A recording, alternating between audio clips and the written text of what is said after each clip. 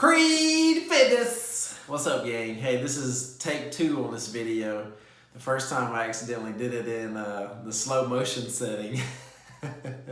So it was like, I don't know how long I talked, 5-6 minutes, but it was like an hour-long video clip. So didn't want to send you that slow-mo video. Probably wouldn't have watched that one. But hey, I want to share with you a text message that my wife sent me. She screenshotted this comment that somebody made on social media, and it basically, I'm paraphrasing it, but it said, you know, local gyms are a place for members and families to come, you know, and work out and be supportive. They're not a place for politics.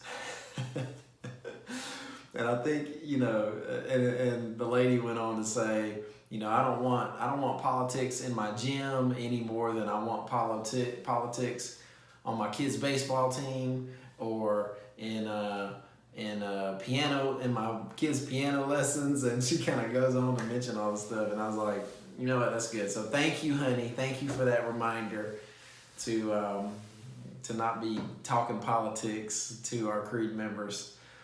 You know, I want to focus on the things we can agree on. Yeah, there's a lot of things we can agree on. You know, I think one of the problems with social media and all the stuff that's going on in our world right now is we're so dang focused on the stuff we don't agree on, you know?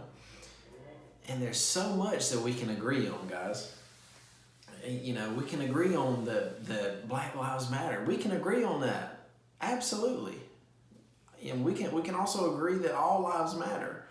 We can agree on that, you know, the police are there to help us and support us. We can also agree that there's some evil, terrible people out there, including some of those might be police, you know. So there's so much that we can agree on. But I want to talk to you today about the biggest thing that we can agree on, and that is, with all the stuff going on in our world, the only control that we have is ourselves and how we live our lives.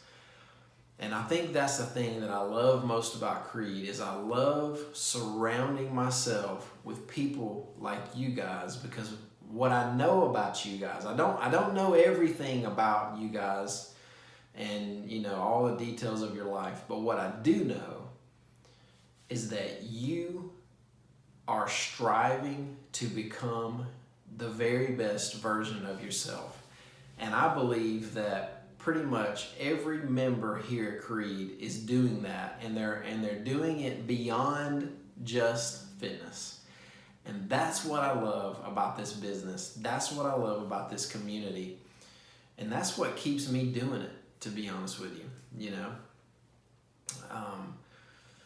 It makes me better, you know. You guys coming in and being around me, and me knowing that that's the kind of people that you guys are, that you're striving to become your very best self each and every day, that fires me up, and it makes me want to come here and be a part of this community. So let's focus on those things, guys. Let's focus on what we can agree on. Let's focus on continuing to look in the mirror every single day, look at ourselves, and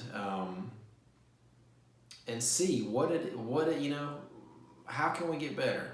How can we get better emotionally? How can we get better spiritually? How can we get better physically? How can we make better decisions? How can we become better parents, better spouses? That's really what I believe life is all about. And I did want to tell you a quick story, though, because as much of a personal growth and personal development junkie that I am, I'm really big on this stuff. I'm sure you could tell.